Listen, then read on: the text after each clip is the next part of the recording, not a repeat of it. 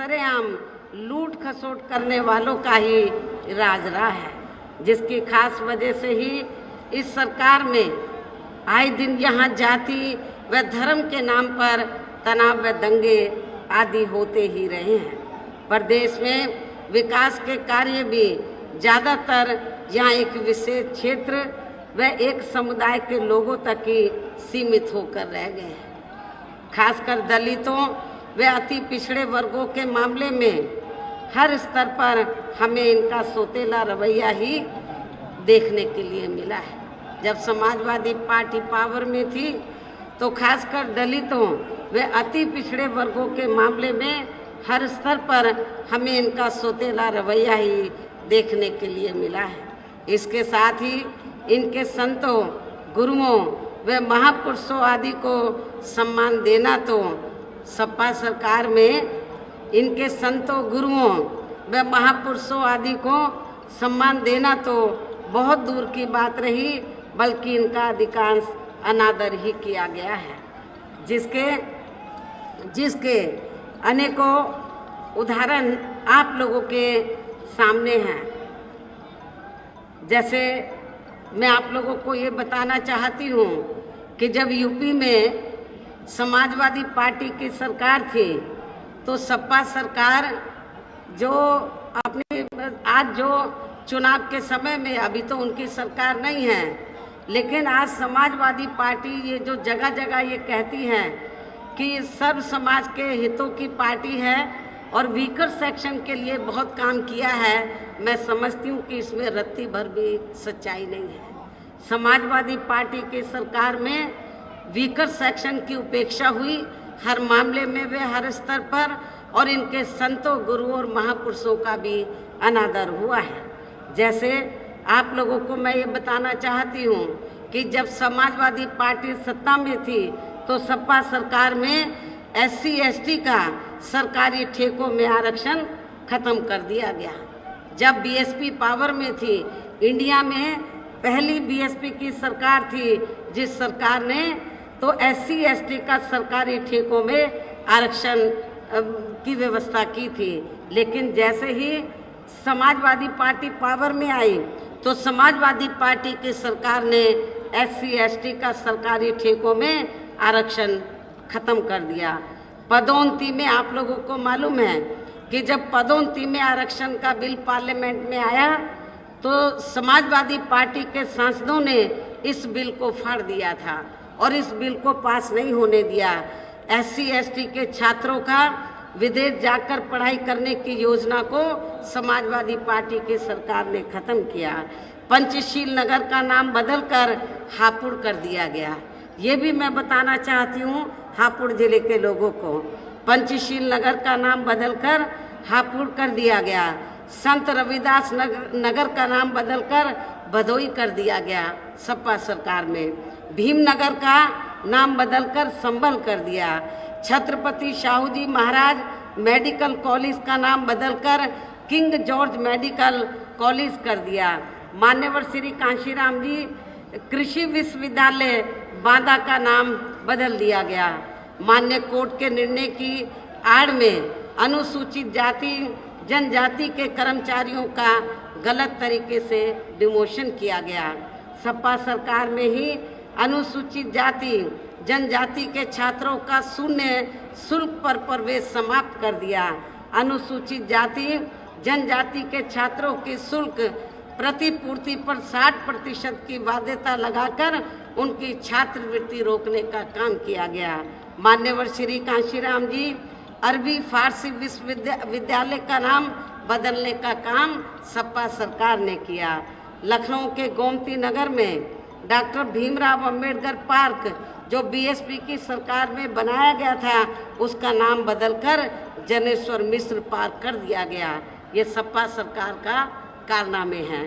सरकारी भूमि आवंटन में SC ST को मिलने वाली प्राथमिकता को खत्म कर दिया गया। SC ST की भूमि खरीद को लेकर नया संशोधन लेकर आए जिसमें बिना DM के अनुमति के कोई भी उनकी ज़मीन खरीद सकता था, जिससे इन कमज़ोर वर्गों की ज़मीन को हथिया लिया जा सके। ये है अंबेडकर, ये है समाजवादी पार्टी के मुखिया श्री अखिलेश यादव के अंबेडकरवादी सोच एवं प्रेम। आप लोग समझ सकते हैं कि सपा सरकार में किस तरीके से वीकर सेक्शन की उपेक्षा की गई है। इसी प्रकार भाजपा सरकार की भी नीतियां व कार्यशैली अधिकांश यहाँ जातिवादी, पूंजीवादी एवं आरएसएस के संकीर्ण एजेंडे को ही लागू करने पर टिकी रही हैं, जिससे प्रभावित एवं शिकार हुए लोगों का इस सरकार में सही से विकास व उत्थान आदि नहीं हो सका है। साथ ही इनका हर स्तर पर काफ़ी ज़्यादा उत्पीड़न भी किया गया है।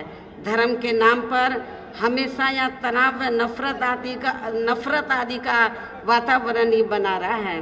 प्रदेश में हर प्रकार के अपराध भी काफ़ी ज़्यादा बढ़े हैं। खासकर दलित व महिलाएं भी इस सरकार में कतई भी सुरक्षित नहीं रही हैं, लेकिन मीडिया में इनके आंकड़ों को अधिकांश दबा दिया जाता है। इसके अलावा प्रदेश में गरीबों, मजदूरों, बेरोजगारों व अन्य मेहनतकश लोगों के साथ साथ दलितों, आदिवासियों, अन्य पिछड़े वर्गों, मुस्लिम एवं अन्य धार्मिक अल्पसंख्यक समाज के लोगों के हित व कल्याण के लिए वर्षों से जो भी यहाँ सरकारी योजनाएं चल रही थी, तो उनका भी इन्हें सरकार में सही से पूरा लाभ नहीं मिला है। भाजपा सरकार में, वर्तमान भाजपा सरकार में इसका सही से पूरा लाभ नहीं मिला है। खासकर दलितों व पिछड़ों को आरक्षण का भी पूरा लाभ नहीं मिल सका है, क्योंकि इन्होंने मतलब भारतीय जनता पार्टी की सरकार ने यहाँ बड़े बड़े सरकारी कार्य ज़्यादातर प्राइवेट सेक्टर के जरिए ही कराए हैं, जिसमें इनके लिए आरक्षण की कोई भी व्यवस्था नहीं है। सरकारी नौकरियों में भी इनका आरक्षण का कोटा पूरा नहीं किया गया है।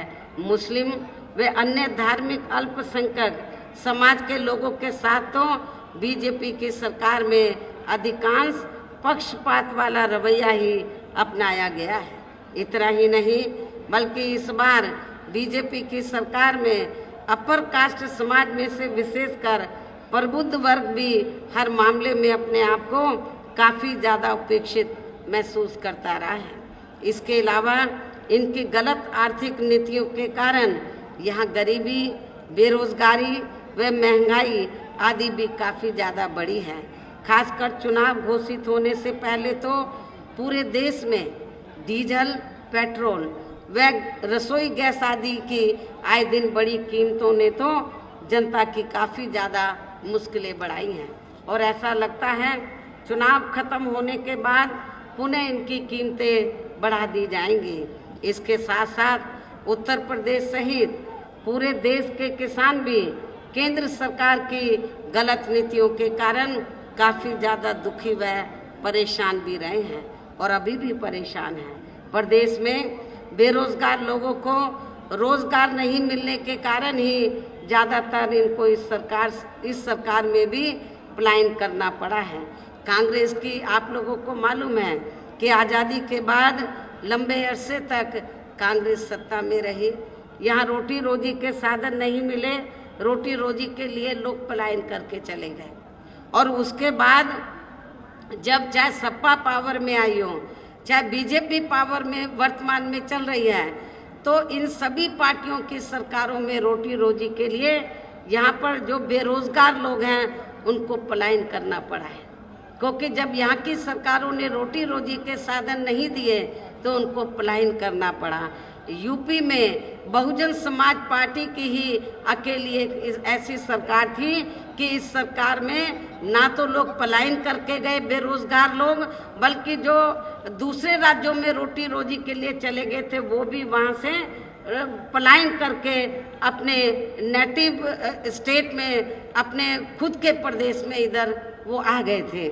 इस प्रकार से इन सभी विरोधी पार्टियों की रही सरकारों में शुरू से ही यहाँ यूपी की जनता काफ़ी ज़्यादा दुखी व परेशान रही है। विशेषकर कोरोना महामारी के दौरान तो इन सभी की हालत और भी ज़्यादा खराब हो गई है। ऐसे में इन सभी विरोधी पार्टियों की रही सरकारों से निजात पाने के लिए अभी चुनाव में यहाँ प्रदेश की जनता को अपनी एकमात्र हितैषी पार्टी बहुजन समाज पार्टी की ही सरकार बनाना बहुत जरूरी है, जिसने अपने चारों रह शासनकाल के दौरान बिना पक्षपात व भेदभाव आदि के यहाँ कमजोर एवं उपेक्षित वर्गों के लोगों के साथ साथ सर्व समाज में से गरीबों, मजदूरों, बेरोजगारों, किसानों, व्यापारियों, कर्मचारियों, वकीलों एवं अन्य मेहनतकश लोगों के साथ ही युवाओं, छात्रों, महिलाओं व बुजुर्गों आदि के भी विकास एवं उत्थान के लिए अनेकों ऐतिहासिक व महत्वपूर्ण कार्य किए हैं। वो कार्य फिर से जब हमारी सरकार बन जाएगी तो वो कार्य फिर से यहाँ शुरू किए जाएंगे। इसके अलावा बीएसपी की रही सरकार में दलित एवं अन्य पिछड़े वर्गों में जन्मे अपने महान संतों, गुरुओं व महापुरुषों आदि को भी विभिन्न रूपों में पूरा आदर सम्मान दिया गया है। जब बीएसपी यहाँ पावर में रही, जिनकी यहाँ सभी विरोधी पार्टियों की रही सरकारों में काफ़ी ज़्यादा उपेक्षा की गई है, लेकिन इनके सम्मान में जब बीएसपी पावर में आ जाएगी, पुनः पावर में आ जाएगी, तो फिर इनके सम्मान में आगे भी कोई कमी नहीं आने दी जाएगी। इसके साथ साथ बीएसपी की सरकार में पूर्व की तरह ही यहाँ सभी वर्गों, धर्मों व विभिन्न क्षेत्रों में लगे लोगों के हितों में भी फिर से ऐतिहासिक कार्य किए जाएंगे। प्रदेश में विशेषकर गरीबी व बेरोजगारी आदि को दूर करने के लिए जरूरी कदम उठाए जाएंगे और ये हमारी सरकार का इस बार भी फिर से मुख्य एजेंडा होगा। पश्चिमी यूपी के लोगों को मालूम है कि जब मेरी सरकार थी और पुलिस में भर्ती हुई और विभिन्न विभागों में भर्ती हुई तो बड़े पैमाने पर पूरे उत्तर प्रदेश में जो नवयुवक लोग थे बेरोजगार, उनको रोटी